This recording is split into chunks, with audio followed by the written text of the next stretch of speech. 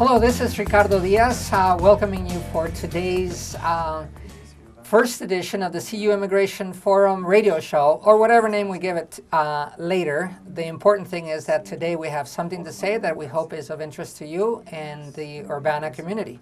And so we'll talk a little bit more about Immigration Forum later, but I think it would be good to introduce our guests. So again, my name is Ricardo Diaz. I'm a resident of Urbana, and I belong to the CU Immigration Forum. Today we have some guests from the Russian Federation, and so I want to introduce them to you, and then we'll talk about why they're here and what the goals are, and a little bit about them, both as people and as the organization that they come from in the essentially Midwest Russia. So would you be so kind as to share your names, and then we'll come back later to what you do. So your name, what city do you presently live in? Starting here. Well, I'm Andrei Korobkov. I'm from Russia originally, but has been teaching in the United States for the last 20 plus years. Right now I'm professor of political science at Middle Tennessee State University near Nashville, and my major area of expertise is migration. Меня зовут Леонид Гришин, я руководитель неправительственной организации «Уральский дом», город Екатеринбург. My name is Leonid Grishin. I am representing and I am in charge of a non-profit organization, the Ural House, in the city of Yekaterinburg in the Russian Urals. Меня зовут Рафаэль. Я директор Центра комплексной поддержки мигрантов в общественной организации «Уральский дом». My name is Raphael. I am the director of the program for the support of migrants at the same organization, the Ural House. And so as an introduction too, we should tell you of what our language and technical setup is, so it doesn't bug you as you listen to the content of the show, which we consider the most important. So we have a situation in which you have a non-Russian speaker, myself, you have a bilingual with Andrei, and then we have Leo and Raphael who don't speak English. So the way, and off camera, we have Matthew Adamson, who is also bilingual, and he's acting as interpreter in this manner. So whatever I say in English, Matt translates into Russian, and then it goes into the ears of my colleagues, and so they get to understand what I say.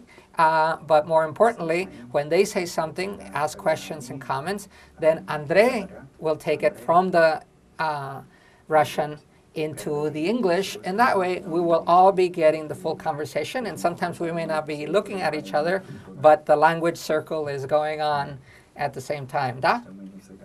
Okay.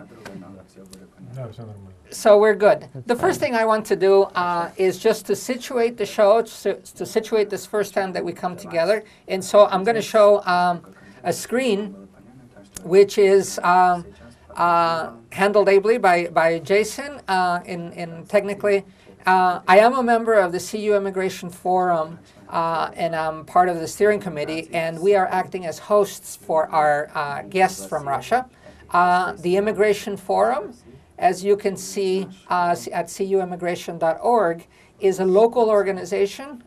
We purposely and voted on to remain very much Champaign-Urbana, Rantoul, Savoy, you know, the closer areas.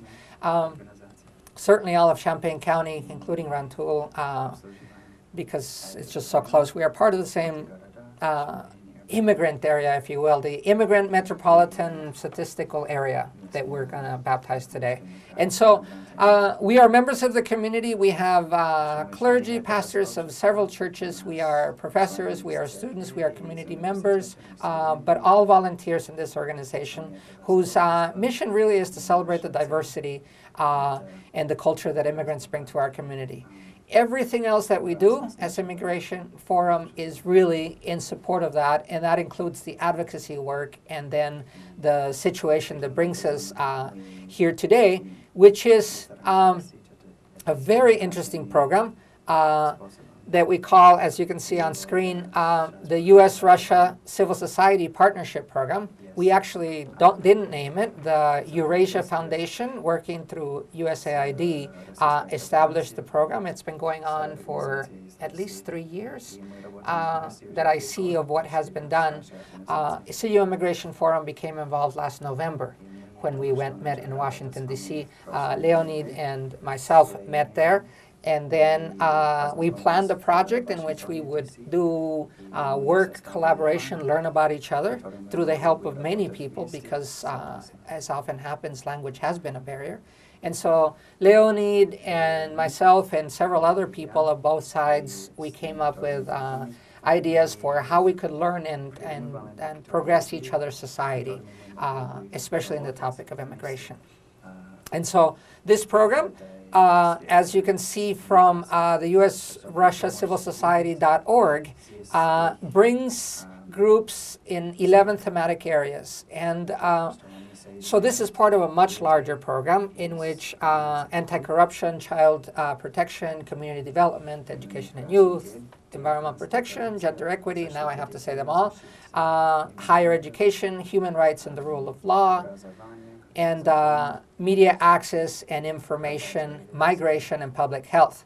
As you can see, both sides of the project can see it in their own language, which is very handy for us to be able to communicate. Our subsection is the migration part. We have been therefore collaborating on the issues that of reception of immigrants, the integration of immigrants, the detention, the deportation of immigrants, which is the project, and then we began talking with each other. And therefore, I will use the English screens, but know for all of you that want to do the Russian side to be able to go to the website. The areas that are worked, and this is now where I want to bring in my guests, this is the U.S. side of where the project is working. We are obviously on the Illinois side, but for me importantly is to drill down, and so maybe we can have, Leonid, can you tell us a little bit about where we are? I'm going to zoom in and talk to us about the relationship of how far you are from Moscow and what are the differences between the capital and where you live. Значит, наш город расположен в 2000 километрах от Москвы. Our city is about 2,000 kilometers from Moscow, so it will be about 1,200 probably miles. Yeah. Проблемы столицы и провинции, они отличаются. And the problems in the field of migration are different for the capital and for our city. Наверное, в первую очередь отличается потоками мигрантов. First of all, there is a difference in the flows of migrants. В наш регион прибывает в год до 250 тысяч мигрантов. Coming to our region is about 250,000 migrants a year. Это, как правило, миграция носит временный характер. And as a rule, this is a temporary migration. Это трудовые мигранты, приезжающие на заработки. These are labor migrants who come to earn money to our central city, the city of YKaterinsburg, and to some peripheral areas. Но есть и поток мигрантов, которые переселяются на постоянное место жительства. Still, there is a flow of migrants who come to settle permanently in our region. И у той и у другой группы существуют схожие проблемы. Both of these flows have similar characteristics and problems. И вот эти проблемы помогаем решать мигрантам. We help the migrants to resolve these issues.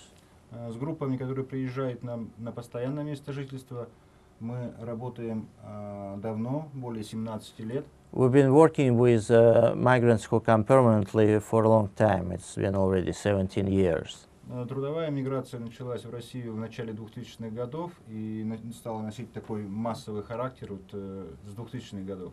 Temporary labor migration has started and became a large-scale phenomenon during this millennium.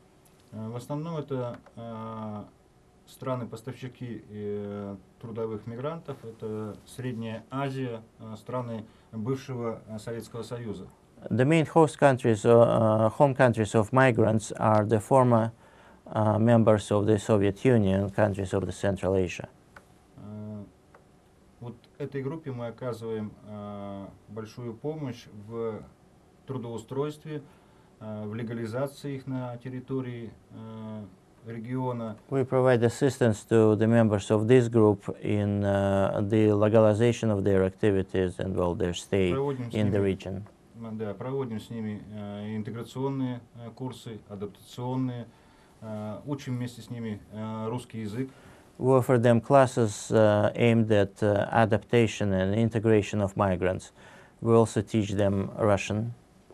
Just a quick question, because I think in our area, the words migrant and immigrant are not synonymous. So for us locally, migrant workers are the people that come about 3 months during the year to help with the seed corn and the pumpkins, but they come and then they move somewhere else. So that's migrants for us, and they come, the children go to school, but then they move on. Immigrants for us are people that come them from other countries, and they are here sometimes temporarily and sometimes more permanently. When you refer to the people that you serve, I'm not sure which ones they are. Трудовые мигранты – это люди, приезжающие к нам в страну тоже на период от 3 месяцев до года.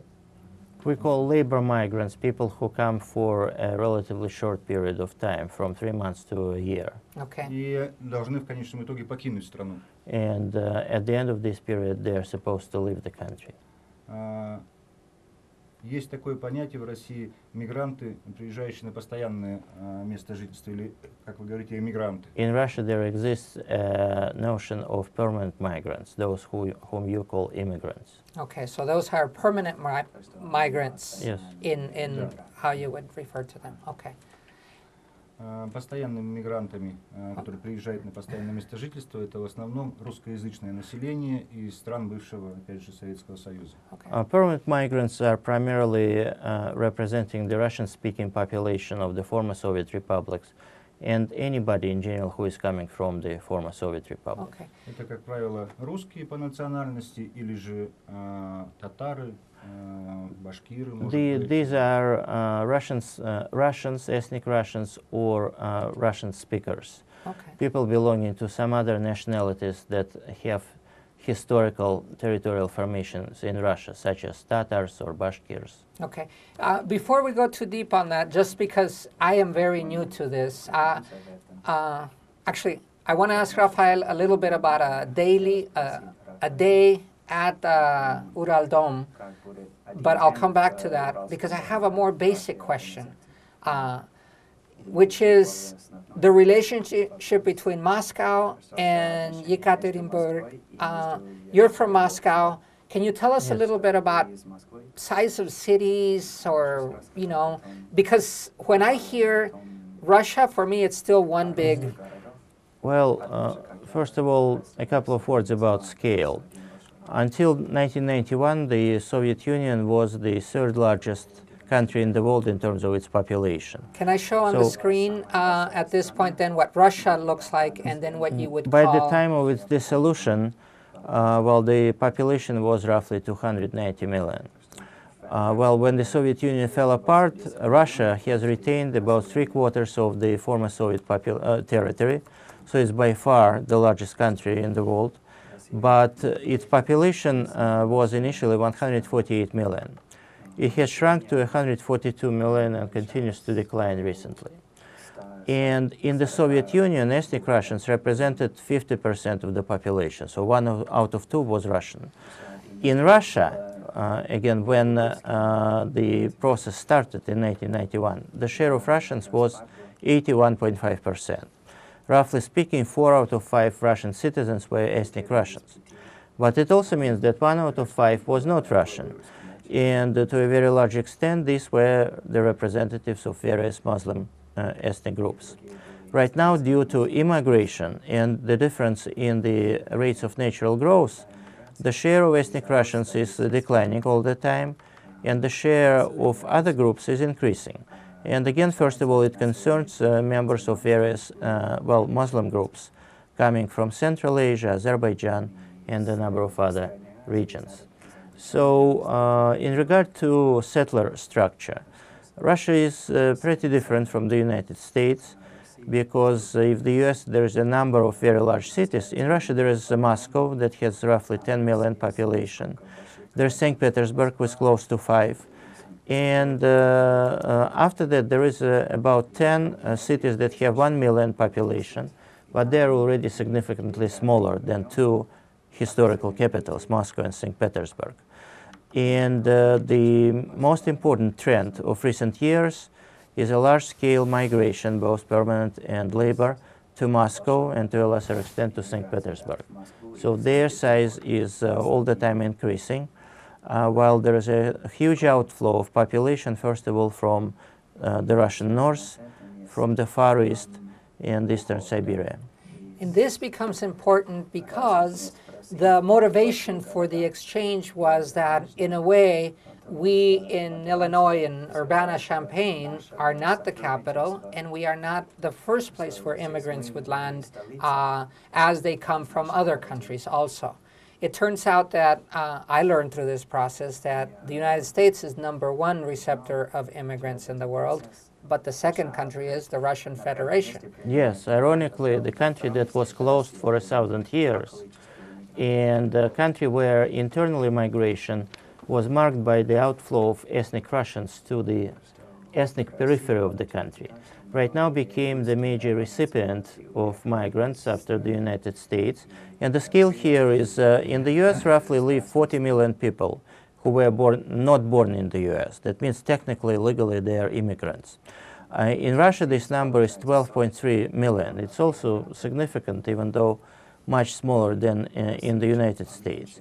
But the peculiar feature here is that the absolute majority of those migrants are the former citizens of the former Soviet Union. So these are people who initially did not even perceive themselves as foreigners. They were Soviet citizens who lived in other parts, ethnic parts of the Soviet Union. And then in 1991, they have found themselves in a position when they were aliens in the countries they were living in. And let me get this straight, because I do want to introduce Raphael Yes, now exactly. as the model. So I'm Russian, but in the Soviet system, I was sometimes sent outside of proper Russia Yes. into the other countries. And not only sent, people were going frequently for better employment opportunities. So in 1991, when the whole system changes, if I am not living in Russia proper, then I am no longer Russian.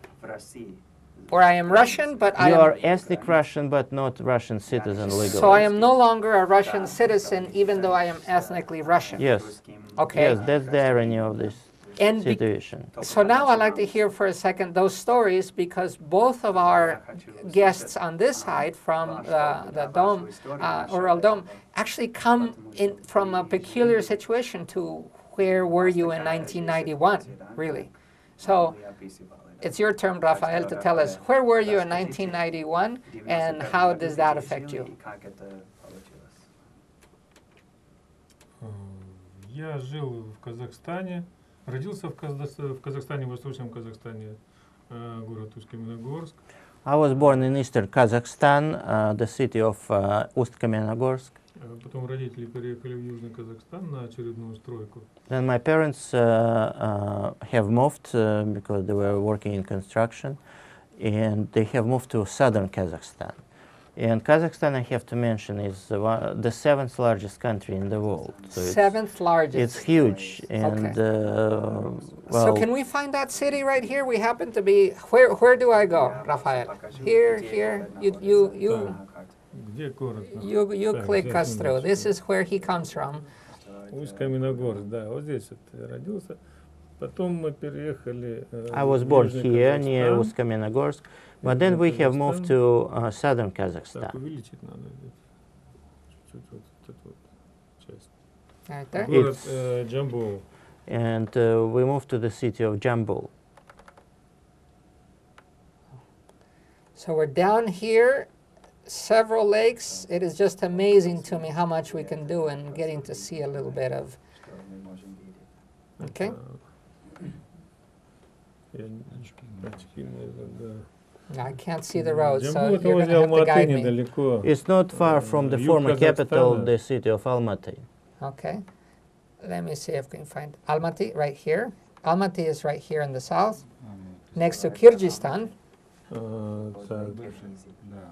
Алмата, так, Алмата, It's between the city of Almaty, вот Тарас. And, Сейчас он называется город Тарас. and here's the city of Taras. Here's Taras. They have changed its name, so now it is Taras. 100 километров от этого города, город Каратау есть, горняцкий город, и большую часть времени я прожил там. And about 60 miles from that city, there is a city of Karatau. This is a minor city, and most of my childhood I have spent there.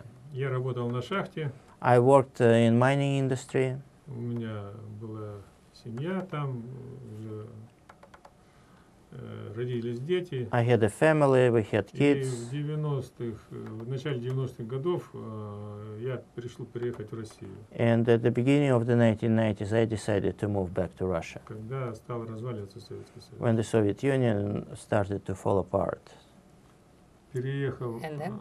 в город Заречный, Свердловская область. I have moved Yeah, to a yeah. city of Zarechensk in the Sverdlovsk region, and I continue to live there since that time. Okay. But now, do you live there? Да, я живу там. Yeah, I still live in that city of Zarechensk. Okay. And that is closer to here? К Екатеринбургу. Да, это 50 километров от Екатеринбурга. It's about 30 miles from Yekaterinburg. Okay. I'll have to re-find it on the map. Forgive me for my poor knowledge of this area. So is this it? No, this one. И выше. Екатеринбург. Yekaterinburg, right there? Екатеринбург, да, вот рядом. Right here, he says. And this is home.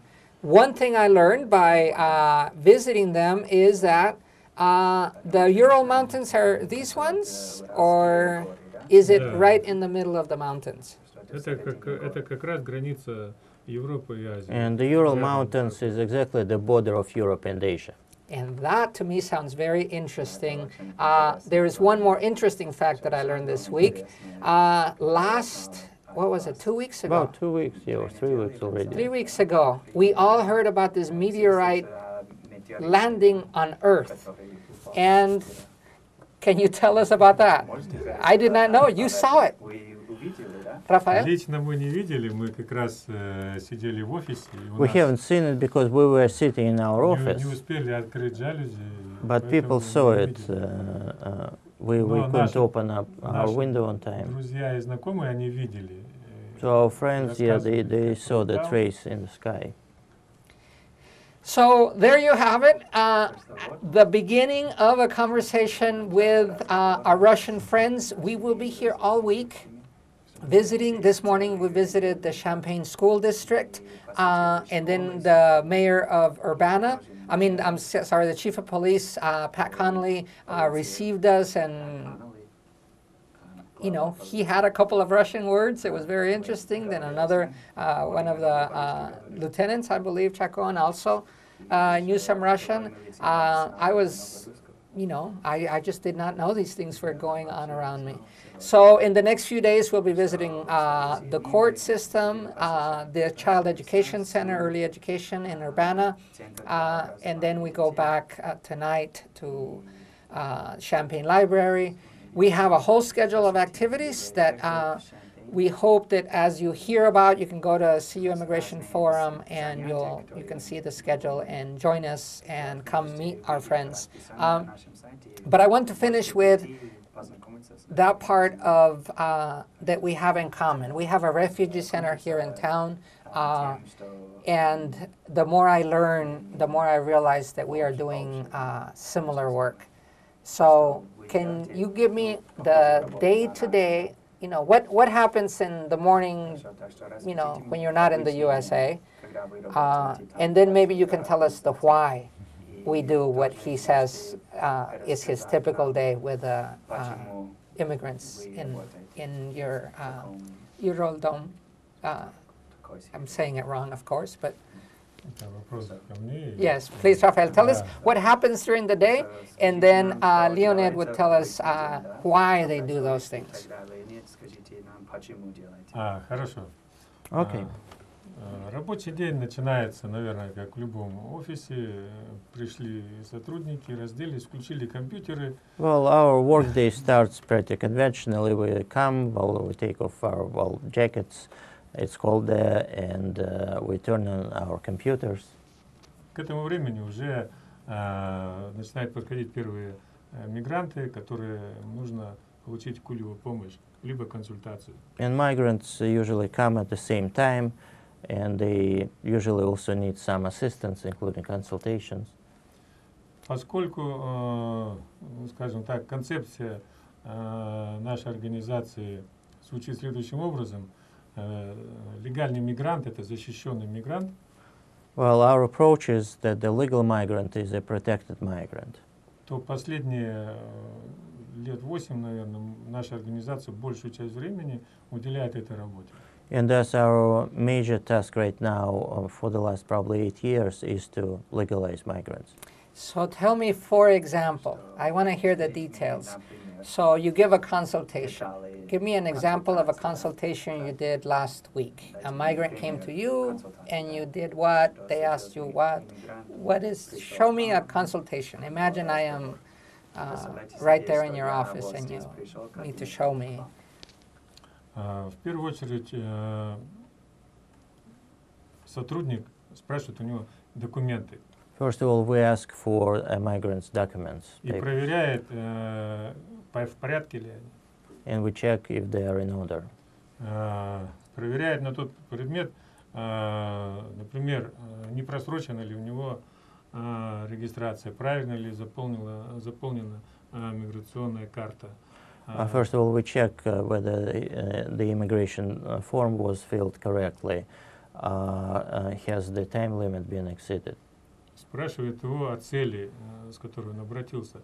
Ему нужно просто разрешение на работу, ему нужно в дальнейшем получить гражданство. And we need to figure out what is his goal. Well, is it to get a job? Is it to naturalize himself, herself in the But future? you just said something that I think happens here, so maybe it's of my interest. To see if his time has been exceeded. Does that mean he then becomes an illegal person there? I mean, an illegal worker? You said you checked the papers to see if the time has been exceeded. Surely you must have what we call undocumented here. Да, конечно. Yes, of course. Это часто бывает. It happens Мы frequently. рекомендуем им выезжать на границу. We recommend them to go to the border. Ближайшая граница 200 километров, это Челябинск. The border for us is not very far. It's the city of Chelyabinsk, about 200 kilometers, so say 120 miles. Они пересекают границу, They cross the border заезжают and вновь, enter again.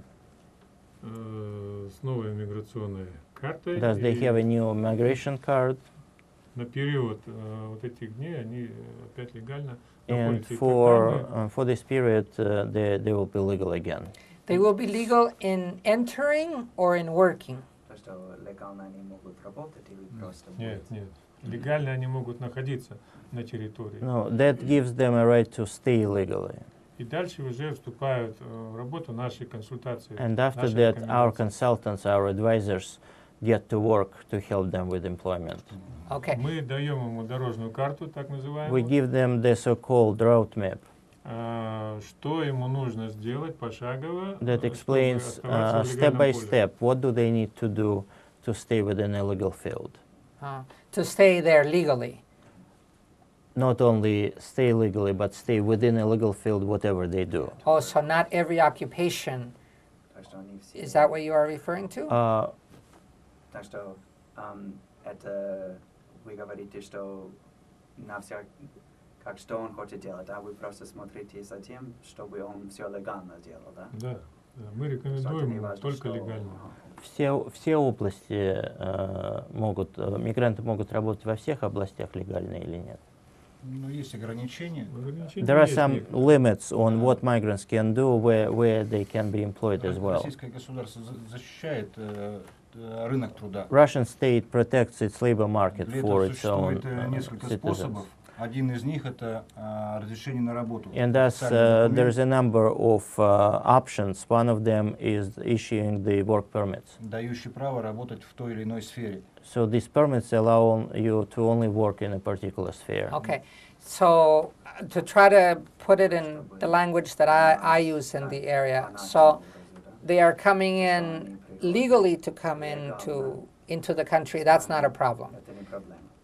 The work Но работа, permit or the employment, they must have another permit to work, and it can only be in certain fields, certain work.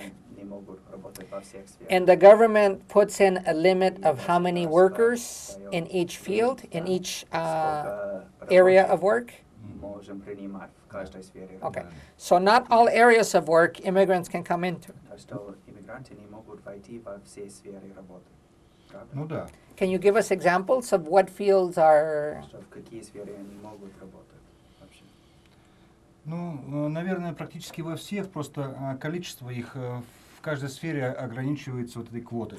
Migrants can work practically in any field, but there is a quota for employment of migrants in every field. Нам нужно, допустим, ну я примерно говорю, 5000 водителей. Say if there is a demand for 5,000 drivers, truck И drivers, региональные власти определяют квоту на водителей в 5000 человек.